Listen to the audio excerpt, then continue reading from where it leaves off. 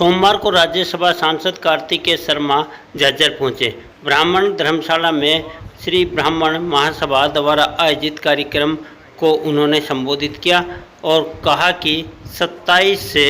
अप्रैल को बड़ी संख्या में पहुंचकर भगवान परशुराम जयंती समारोह में शामिल हों। उन्होंने छत्तीसगढ़ के लोगों को कार्यक्रम में शामिल होने का न्योता दिया और कार्यक्रम को संबोधित किया। इसके बाद कोसड़ी दिवाली मैंगलोर फरीदाबाद कई प्रोग्राम है इसी समय है। हमारे बीच में एक अपने साथी अनिल भारद्वाज जी आए हुए हैं। अनिल भारद्वाज जी, मिथुन संवादी हमारे पास सब। मैं आप सबका तहे दिल से धन्यवाद करना चाहता हूं जो आप इतने कम समय शॉर्ट नोटिस पर अपना कीमती समय निकाल के आए। मैं सबका वंदन अभिनंदन करना चाहता हूं। मैं प्रधान श्री राजकुमार जी, महासचिव पंडित कांत जी, कोषाध्यक्ष बालकिशन जी, उपाध्यक्ष रविंद्र शर्मा जी, वरिष्ठ उपाध्यक्ष कुलदीप जी, सचिव विजय कुमार जी, आशा शर्मा जी, पुत्रवधु श्री भगवत दयाल जी जो हमारे समाज के आदरणीय हैं, प्रेरणा के स्रोत हैं, पंडित धर्मवीर गुप्ता जी, मनीष शर्मा जी, पूर्व चेयरमैन सीएससी, पंडित ईश्वर जी, पंडित आजाद दीवान जी, श्री निवास जी, प्रिंसिपाल जी, श्री अनिल शर्मा जी, श्री तीनू जी, श्री पंडित रमेश रजर जी, पंडित दयानंद जी कबलाना से, पंडित रामकरण जी दुलाना से, पंडित राधेश्याम जी दुलाना से, पंडित देवी जी, पंडित मौजीराम जी पूर्व चेयरमैन हमारे बड़े हैं, पंडित आशा जी, पंडित योगेश चंद्र जी, पंडित राजेंद्र कौर जी, श्री ओम प्रकाश, पंडित दिगाड़ो जी, पंडित राजीव चिन्नी जी। मैं किसी नेता के नाते आया, मैं आपके बीच में आपके भाई और बेटे के नाते आया हूं और जो इस तरीके का प्यार आशीर्वाद मुझे पिछली बार भी मिला था आपसे, उम्मीद करता हूं कि आप वैसा ही प्यार और आशीर्वाद एक व्यक्ति का नहीं है। ये कार्यक्रम किसी राजनीतिक बदल का नहीं है, ये पूरे समाज का है और समाज के साथ छत्तीसगढ़ का, क्योंकि भगवान परशुराम जी के जन्मोत्सव के उपलक्ष्य में कार्यक्रम आयोजित किया जा रहा है और भगवान परशुराम जी सिर्फ एक समाज के भगवान नहीं, छत्तीस बिरादरी के भगवान है, सबके भगवान है। और मैं आप सबों से निवेदन करना चाहता हूं कि आने वाली 27 तारीख को ज्यादा से ज्यादा संख्या में आप लोग आए और इस कार्यक्रम में शामिल होए, क्योंकि ये कार्यक्रम एक ऐसा पटल है, एक ऐसा मौका है जहां जो भी समाज के विभिन्न मुद्दे हैं, चाहे युवा साथियों के मुद्दे हो, चाहे समाज के अन्य मुद्दे हो, उनको सही पटल में सरकार के सामने रखने का काम करते हैं। ऐसा कार्यक्रम हमने करनाल में दिसंबर 11, 2022 में भी किया था, जहां आप सबके आशीर्वाद के साथ लाखों लोग आए और हमारी जो भी समाज की डिमांड थी, बातें थी, उसको हमने माननीय मुख्यमंत्री के सामने रखने का काम किया और बनवाने का भी काम किया। तो मैं आपसे निवेदन करना चाहता हूं कि जिस तरीके से पंडित विनोद शर्मा जी ने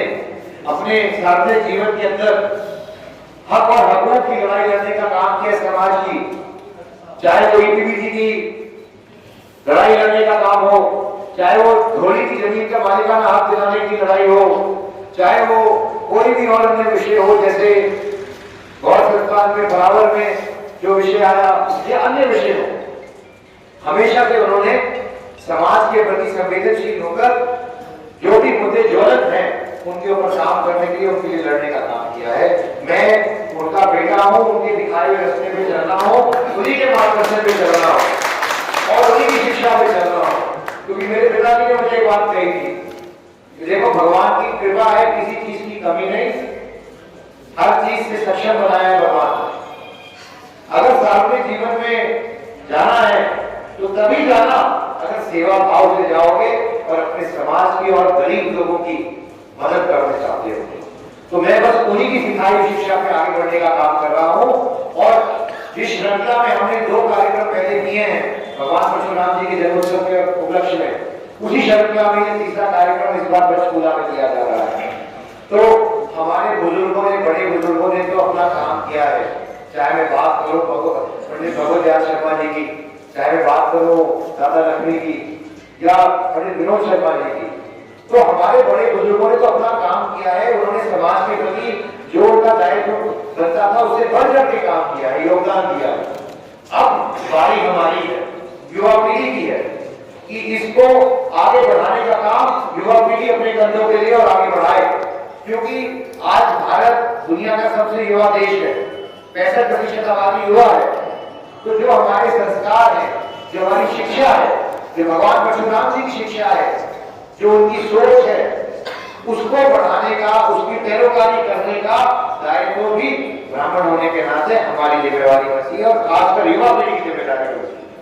तो मैं आप सबों से निवेदन करना चाहता हूं, खासकर अपने युवा साथियों से निवेदन करना चाहता हूं कि आने वाली 27 तारीख के अंदर ये कार्यक्रम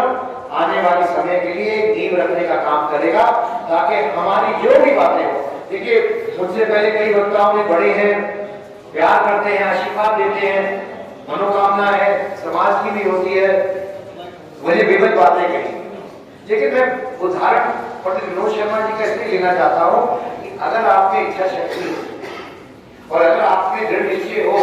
कुछ करने का, खासकर अपने समाज के लिए, तो फिर आपको पद की दरकार नहीं है।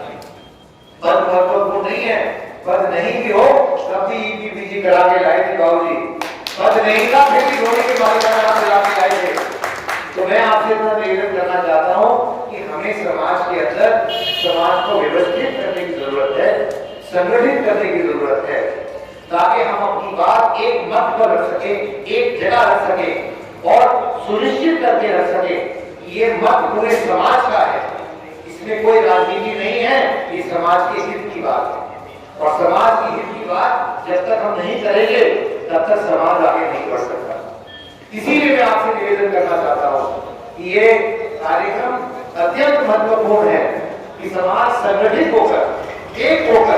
एक आवाज में अपनी बात रखे, तो सरकार क्यों नहीं सुनेगी,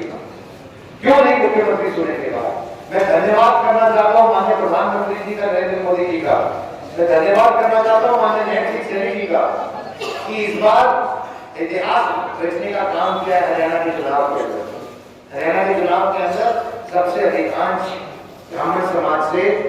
टिकटें देने का काम किया और भारतीय जनता पार्टी, और मैं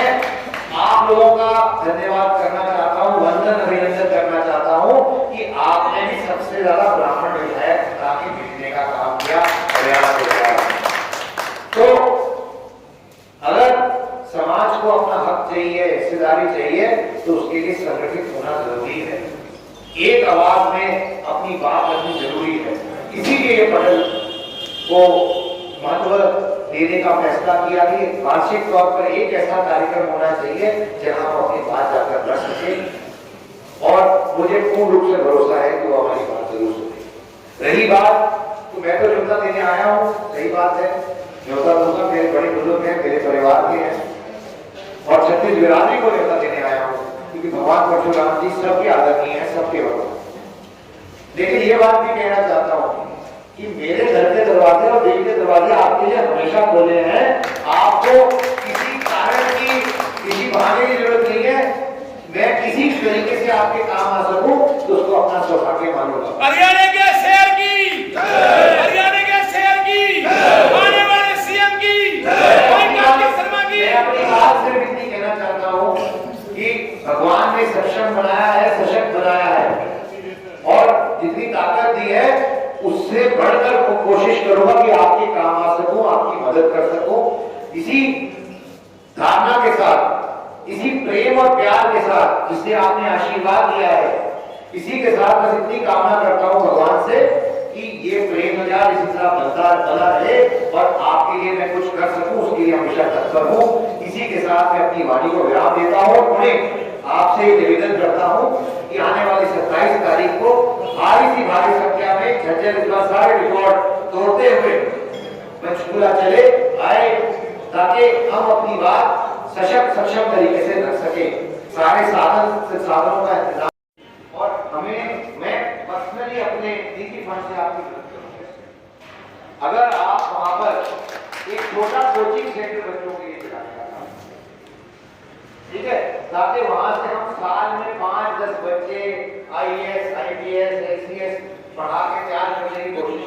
करें। तो ये जो ज्ञान की मुख्य धारा है कहीं ना कहीं हमारे बच्चों से छूटती जा रही है, और हमें प्रयासरत रहना चाहिए, प्रयास करना चाहिए कि हम किसी न किसी तरीके से अपनी युवा पीढ़ी को उस मुख्य धारा में वापस लाने का काम कर सकें। तो मेरा आपसे निवेदन है, मैं आपकी मदद वैसे भी करूंगा, लेकिन इसके लिए अलग से मुख्यतः आज के आने का कारण है जो आने वाली 27 तारीख को भगवान परशुराम जी के जन्मोत्सव के उपलक्ष्य में एक भव्य कार्यक्रम का आयोजन पंचकूला में किया जा रहा है, तो उसका न्योता देने आया था। और क्योंकि मेरा मानना है कि भगवान परशुराम जी 36 बिरादरी के भगवान हैं और उसका न्योता मैं 36 बिरादरी को दे के गया हूँ। हमारे यहाँ अन्य समाजों से भी लोग आए थे, प्रजापत समाज के अध्यक्ष भी आए थे, उनसे भी मैंने कर दिया, और सब लोगों को आपके माध्यम से भी मैं बात पहुँचाना चाहता हूँ कि जो भगवान परशुराम जी की शिक्षा है, जीवन है, उसका अनुसरण करते हुए उस शिक्षा को बढ़ाने का ये कार्यक्रम करेगा प्लेटफॉर्म। और यह झज्जर हल्के से भी ज़्यादा से ज़्यादा लोग आएंगे, जैसे पिछली बार आए थे, ऐसा मेरा पूर्ण रूप से विश्वास है। और हमारे बड़े बुजुर्गों ने भी हमारे को इस बात से आश्वस्त किया है,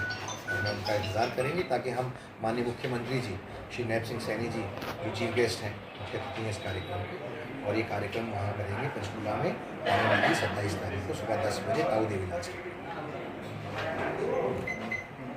पिछली बार करनाल में जब हुआ था समाज पूरी भी हुई है, इस बार किस तरीके से देखते हैं उत्साह, उम्मीदें तो लोगों में है, सरकार से किस तरह? देखिए, उम्मीद ये है कि मेरे उम्मीद नहीं है, पूर्ण रूप से विश्वास है कि जो भी बातें समाज की होंगी उचित पटल पे रखी जाएंगी और माननीय मुख्यमंत्री जी समाज को नामीन नहीं करेंगे। और जो भी बात है, अब वो सारी बातें हमारे जितने भी अध्यक्ष हैं सबसे समाज के प्रबुद्ध लोगों से बात करके रायशुमारी करके जो भी समाज के मुद्दे हैं उनको हम उनके सामने रखेंगे। युवाओं को मुख्य धारा से जोड़ने के लिए आपकी बात की। देखिए, ये मेरा एक मुहिम है और मैं मानता हूँ कि जहाँ जहाँ हम अपने धार्मिक संस्थान स्थापित करते हैं, जो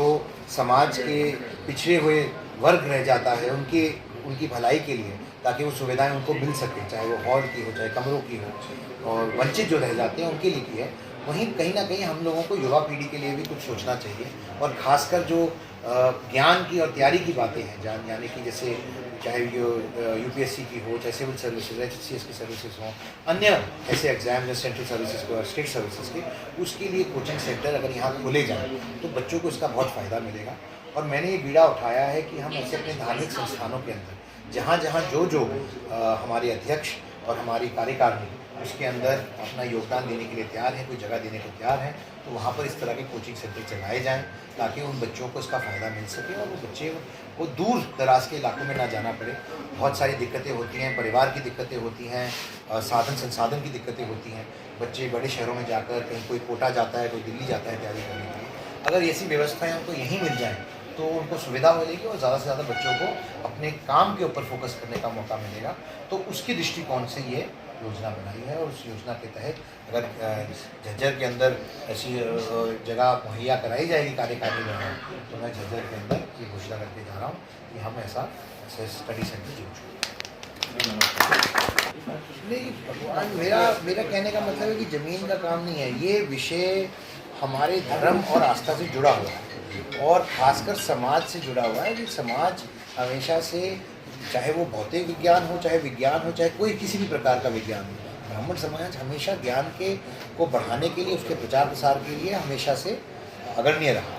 तो हमारे जितने भी धार्मिक संस्थान हैं, अगर हम उसमें से थोड़ी सी जगह भी निकाल के कोचिंग सेंटर के लिए शुरू कर सकते हैं, मुझे नहीं लगता किसी को इसमें आपत्ति होगी। क्यों अध्यक्ष जी, कोई आपत्ति होगी? क्या नशे ने क्या किया है, पूरे के पूरे परिवार बर्बाद हो गए हैं। और ये सरकार बहुत सजग है नशे को लेकर, नशे की लड़ाई को लेकर। आपने देखा है कि सरकार ने अभी एक साइक्लोथॉन अवेयरनेस के लिए शुरू किया है, साइकिल यात्रा पूरे प्रदेश के अंदर, और ऐसे विभिन्न प्रकार के कार्यक्रम बार बार समय समय पर किए जाते हैं। लेकिन मैं मानता हूँ कि सिर्फ सरकार नहीं, पर सामाजिक तौर पर भी हमारा दायित्व बनता है कि हम नशे की लड़ाई लड़ें, आप और हम मिलकर भी लड़ें। सरकार तो अपना काम कर रही है और करती रही है, लेकिन ये सिर्फ सरकारी और लॉ एंड ऑर्डर का इशू नहीं है, एक सामाजिक इशू भी है कि हम अपने घरों के अंदर किस तरीके के विचार अपनी युवा पीढ़ी को देते हैं और हम उनको किस तरफ लगाते हैं। हमारे को इस बात का कहते हैं प्रत्यक्ष को प्रमाण नहीं, हमने प्रत्यक्ष तौर पे देखा है पंजाब में नशे ने क्या किया है युवा पीढ़ी के साथ, पूरी की पूरी नस्ल को बर्बाद करने का काम किया। हम हरियाणा के अंदर अपनी युवा पीढ़ी को बर्बाद नहीं होने देंगे और ये दायित्व आपका और हमारा सबका मिलकर है। सरकार कटिबद्ध है और काम कर रही है और करती रहेगी, लेकिन आप और हमको भी आपके माध्यम के द्वारा मैं कहना चाहता हूँ कि हम सबको सामाजिक संस्थानों को भी नशे की लड़ाई के अंदर मुहिम के अंदर साथ देना चाहिए ताकि हम अपनी अगली युवा पीढ़ी को इससे बचा सकें। शिक्षा तो हर एक व्यक्ति का मौलिक अधिकार है और वो आप सही कह रहे हैं कि शिक्षा खासकर निजी संस्थानों में महंगी हो गई है, लेकिन सरकारी संस्थानों में तो शिक्षा की कोई प्राइस नहीं होती है, वो तो फ्री होती है। शिक्षा का स्तर कैसे बढ़ सके और सरकारी संस्थान प्राइवेट के बराबर आ सके और वो कैसे उनसे कम्पीट कर सके, ये प्रयास श्री नैब सिंह सैनी जी का और माननीय नरेंद्र मोदी जी का है। और हर बच्चा, मैं अलग अलग जगह जाता हूँ तो मैं ये बात कई बार निकल के आती है कि बच्चों को शायद रोज़गार के उतने अवसर नहीं मिल पाते हैं, तो मैं ये कह रहा हूँ कि हमारे को भी अपनी सोच को व्यवस्थित करना पड़ेगा कि हर बच्चा डॉक्टर इंजीनियर नहीं बन सकता और हर डॉक्टर इंजीनियर को नौकरी नहीं मिल सकती। हमें किस प्रकार की जगहों में जाना पड़ेगा, कैसे स्किल डेवलपमेंट प्रोग्राम करने पड़ेंगे जिसमें हम लोगों को वो नौकरियां मुहैया करा सकें, हमारे युवा साथियों को नौकरियां मुहैया करा सकें जो उनका हक बनता है, हर एक नागरिक का हक बनता है। और केंद्र सरकार ने, राज्य सरकार ने स्किल डेवलपमेंट के अंतर्गत न्यू एजुकेशन पॉलिसी के तहत कई नए प्रोग्राम शुरू किए हैं, जहाँ 8वीं के बाद लोगों को 8वीं से लेकर 12वीं तक स्किल डेवलपमेंट की ट्रेनिंग मिलेगी ताकि बिना ग्रेजुएशन किए भी उनको रोज़गार मिल सके और 15,000 से शुरू होते हुए 25-30 हज़ार रुपये तक की नौकरी प्राप्त कर सके। तो नए तरीके के आयाम स्थापित किए जा रहे हैं सरकार द्वारा ताकि लोगों को इसका मिल सके। इच्छा शक्ति की कमी रही और जो पुरानी सरकारें रहीं उन लोगों ने राजनीतिक कारणों की वजह से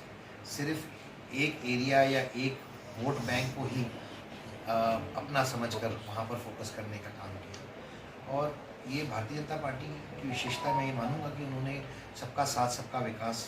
के प्रयास के साथ काम कर रहे हैं माननीय मोदी जी, जहाँ पर कोई भेदभाव नहीं। आपने देखा पर्ची खर्ची का सिस्टम खत्म हुआ, ये आवाज़ सबसे पहले पंडित विनोद शर्मा जी ने उठाई थी और मैं धन्यवाद करना चाहता हूँ माननीय मनोहर लाल जी को और नैब सिंह सैनी जी का, उन्होंने सिस्टम किया ताकि मेरिट में बच्चों को नौकरी मिल सके और मेरिट में नौकरी मिलियाँ भी हैं, उसका बच्चों को फ़ायदा भी मिला है। मैं कई गाँवों में जाता हूँ, मैं पूछता हूँ तो वहाँ पर लोग प्रत्यक्ष तौर पे बात कहते हैं कि जी हमें किसी को नहीं जानते थे, हमने कोई पर्ची नहीं कटाई, कोई खर्ची नहीं की और हमारे बच्चे को नौकरी मिल गई, हम गरीब परिवार से आते हैं। तो ये इस तरह की जो आने वाले समय में जो नींव रखने का काम किया है उसका फायदा समाज को सारी से मिलता है। तो मेरी भी यही सोच है कि झज्जर में भी हम ज़्यादा से ज़्यादा बच्चे निकालें डॉक्टर और इंजीनियर। आप लोगों का सहयोग लगेगा, हमारा जो भी, हाँ बिल्कुल, जो भी हमारा सहयोग है पूरा करें। धन्यवाद। आप संपर्क में एक बार भाई डलवा दे।